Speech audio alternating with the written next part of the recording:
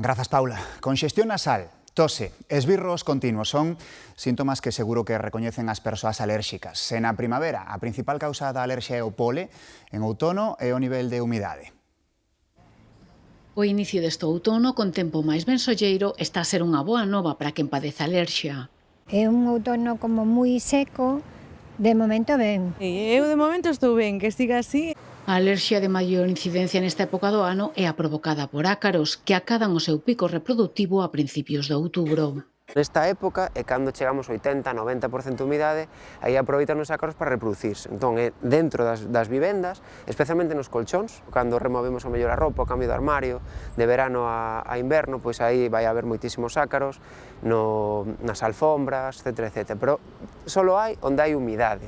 Porque a humidade e non o po o que máis condiciona a aparición de ácaros. En Galicia mesmo existe un ácaro vencellado rural. Nas zonas máis rurales, nos pallotes, etc., nos sitios onde mellor se alimentan os animais, ese ácaro de almacenamento se chama de Lepidogryphus destructor, que é moi de Galicia e do Cantábrico, non hai en outras zonas. Ese dá uns síntomas un poquinho diferentes, porque dá tamén moitos síntomas de ollos. Normalmente os ácaros non dan tanta conxuntivite, pero este ácaro sí. A marxe do tratamento médico que se poida precisar para aliviar os síntomas, recomendan Pois facer o mellor reformas na casa ou ter deshumidificadores ou tamén os purificadores de aire.